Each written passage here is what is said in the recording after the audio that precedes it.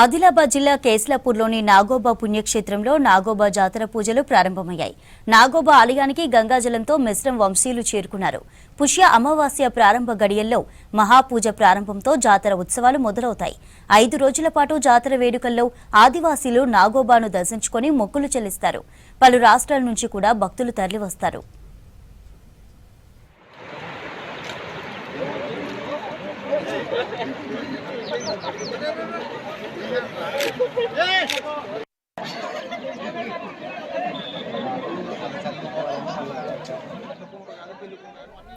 నాగోబా జాతరపై మరిన్ని వివరాలు కేస్లాపూర్ నుంచి దేవిదాస్ అందిస్తారు.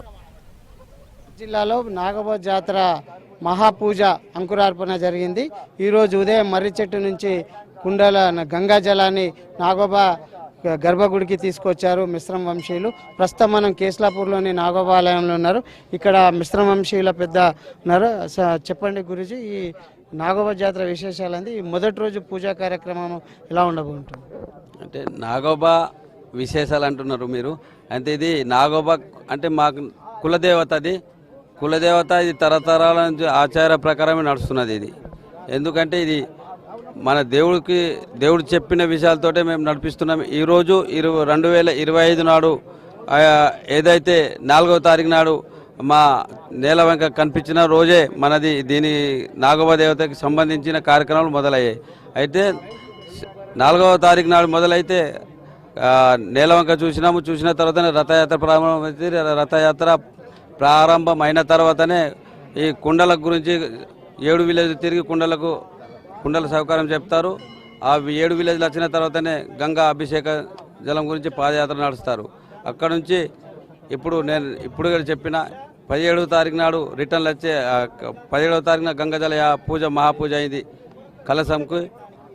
మళ్ళా 24 నాడు రిటర్న్లో బయలుదేరిన తర్వాతనే దొండ అనే విలేజ్ ఉంటుంది. అక్కడ 2 రోజులు రెస్ట్గా గెస్ట్ హౌస్ ఉన్నట్టు అది కటోడ ఇల్లు ఉన్నది, అక్కడ రెస్ట్ తీసుకున్నారు. దాని తర్వాత 23 అక్కడ నుంచి దొండ నుంచి బయలుదేరి 24కి మా కేస్లాపూర్ బౌరుమచ్చ దగ్గర మర్రిచెట్టు దగ్గర వచ్చేసారు. వచ్చిన తర్వాతనే ఇప్పుడు ఈరోజు మా మహాకార్యక్రమం మహాపూజ గురించి ఈరోజు ఇక్కడ రావడం జరిగింది. ఏంటంటే ఇప్పుడు మా యొక్క కేస్లాపూర్ బౌరుమచ్చ విలేజ్లో పురాతనం అక్కడ నుంచి ఒక దేవునికి సంబంధించిన విగ్రహం అన్నట్టు దేవుడి అన్నట్టు అది అక్కడ నుంచి ఒకటి తీసుకొస్తాము. దాని తర్వాత నడవని ఆగి మళ్ళా గంగాజలం నుంచి తీసుకొచ్చిన అవి 2 కలిపి వల్ల ఈ మహాపూజ కార్యక్రమాల కొరకు ఇక్కడ మా గర్భగుడిలో చేసాము.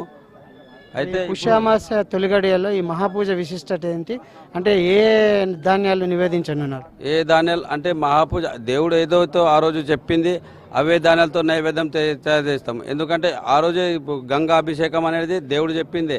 ఆ గంగా అభిషేకం గురించి దేవుడు అభిషేకం చేసిన తర్వాతనే ఇప్పుడు పుట్ట తయారు చేస్తాం. పుట్ట దేనికి తయారు చేస్తామంటే ఇప్పుడు మన మర్రిచెట్టు దగ్గర కోనర్ ఉంటుంది, అక్కడ నుంచి మన ఆడపడుచులు తీసుకొస్తారు.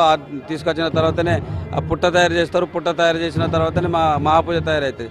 అయితే మహాపూజకు నెయ్యి, పాలు, పెరుగు, శనగ, పెసరపప్పు అలాంటివి ఉంటాయి. అవి ఏమంటారు మనకు బియ్యం అంటే అడ్లు కూడా మనం ఇంటికాడనే సొంతం మా పూజారి వాళ్ళకు ఇంటికాడనే దంచి తయారు చేసి తీసుకొస్తారు. దాంతో మహాపూజ చేసిపిస్తాం.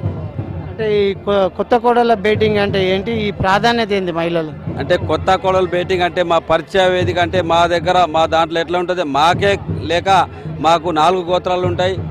ఒకటవది 4వ గోత్రం, 5వ గోత్రం, 6వ గోత్రం, ఇది పెద్దది 7వ గోత్రం. 7వ గోత్రం అన్నిటికీ అదే మాదిరిగా ఉంటుంది. అంటే కొత్త కోడలు అంటే మన దగ్గర పెళ్ళి అయిన తర్వాతనే ఈ కార్యక్రమాలు మొదలవుతాయి. ఎందుకంటే బేటింగ్ అంటే దానికి రావడానికి వీలు ఉండదు. మా దగ్గర పెళ్ళి అయితే రావడానికి వీలు ఉండదు. దేవుడు చూడేందుకు అసలే ఉండదు. అంటే దీనికి ఈ ప్రగాణంలోనే రారు మా ఆడపడుచులు.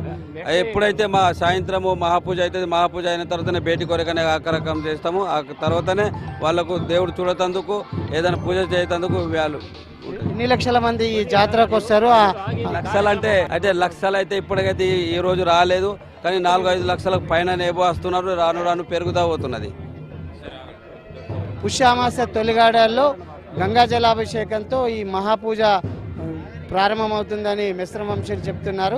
ఈ ఉత్సవాలు 7 రోజుల పాటు జరుగుతాయని, మొదట 4 లక్షల నుంచి దాదాపు 6 లక్షల గిరిజన భక్తులు నాగోబాను దర్శించుకుంటారని చెప్తున్నారు. ఓవరాల్గా చూస్తే మిశ్రమ వంశీయుల ఆచారం ప్రకారం సాంప్రదాయ పద్ధతిలోనే ఈ పూజలు జరుపుతామని చెప్తున్నారు. కెమెరామెన్ విఠల్తో Devidas, V6 news, Keslapur Nagoba temple.